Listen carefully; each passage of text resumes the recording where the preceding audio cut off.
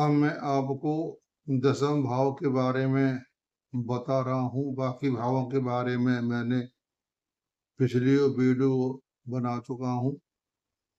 दसम भाव जो हमारा है सबसे महत्वपूर्ण भाव है, क्योंकि दसम भाव के सामने चौथा भाव रहता है। सारे सुखों का खान हमारा चौथा भाव है। माँ का सुख, माँ का सुख और वाहन सुख और हमारे जीवन के जो भी सुख है वो सारे चौथे भाव से देखे जाते हैं।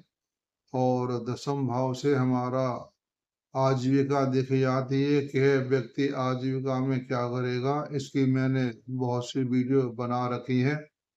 उसी मैंने ये बताया हुआ है कि यह जातक अपने भविष्य में क्या करेगा, नौकरी करेगा या व्यवसाय। इसकी मैंने वीडियो बना रखी है बहुत सारी। तो दसम भाव और चौथे भाव का आपस में घनिष्ठ संबंध है। दसम भाव से हम कर्म स्थान, प्रतिष्ठा, सम्मान, दसम भाव को कर्म स्थान भी कहा जाता है। यह भाव कई वस्तुओं का सूचक है, जैसे व्यवसाय, नौकरी, यापन के उपाय, पद, सत्ता, नेतृत्व, प्रसिद्ध। यदि दसवें से बलिष्ठ हो और दसम भाव शुभ ग्रहों से प्रभावित हो, उसका तो फिर कहने की बात क्या है। यदि शुभ ग्रहों में स्थित हो तो जातक प्रसिद्ध था, अच्छी प्रतिष्ठा युक्त होता है। यदि दसम भाव अशुभ ग्रहों से युक्त हो तो बदनामी तथा व्यवसाय से दिक्कतें का सूचक है। क्योंकि जब हमारा दसम भाव खराब हो जाता है तो उसके साथ चौथा भाव भी पिट जाता है। क्योंकि हम किसी भाव के जब वर्णन करते हैं तो हमें सप्तम भाव को लेकर चलना चाहिए। अगला भाव अगर हम लेके नहीं चलेंगे तो हम बताने में कुछ गलती कर जाएंगे। हमारे साथ जो कहते हैं सही कहते हैं, लेकिन हम लोग बताने में कुछ गलती कर जाते हैं।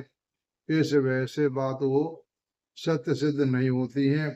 राजा द्वारा पद तथा प्रतिष्ठा प्राप्त करना, तीर्थ यात्रा, कीर्ति तथा जिम्मेदारी और शिक्षक, धार्मिक कार्य, सरकार के साथ कार्य का सूचक, मंत्र जाप, मंत्र पूर्ण अधिकार तथा दवाइयाँ। क्योंकि है 1, 4, 7, 10 ये डॉक्टर के जो ये हमारी बीमारी के बारे में भी बताते हैं, दवाई के बारे में बताते हैं। 1, 4, 7, 10 डॉक्टर है, बीमारी है, दवाई है, ठीक कैसे होना ये भी हमारा केंद्र के भाव ही बताते हैं। और जो हमारे नेतागिरी के जो भी हैं सज्जन, तो नेतागिरी के बारे में भी हमारे ये केंद्र के भाव ही बताते हैं। और कौन केंद्र में शुभ ग्रहों की उपस्थिति बहुत अच्छी बताई जाती है।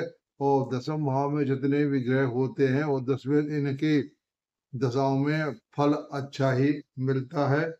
और शनि प्रभाव, दत्तपुत्र, अशुभ ग्रह तथा व्याकुल और पाशा ज्योतिषियों के अनुसार दसम भाव का पिता का सूचक बताते हैं। क्योंकि वो भी कहते हैं, उनका भी कहना ठीक है कि जब हमारा चौथा भाव माता का है तो दसम भाव पिता का होना चाहिए।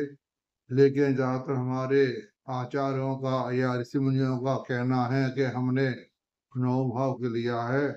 तो पिता के बारे में आप हम प्रैक्टिकल कर सकते हैं लगा करके।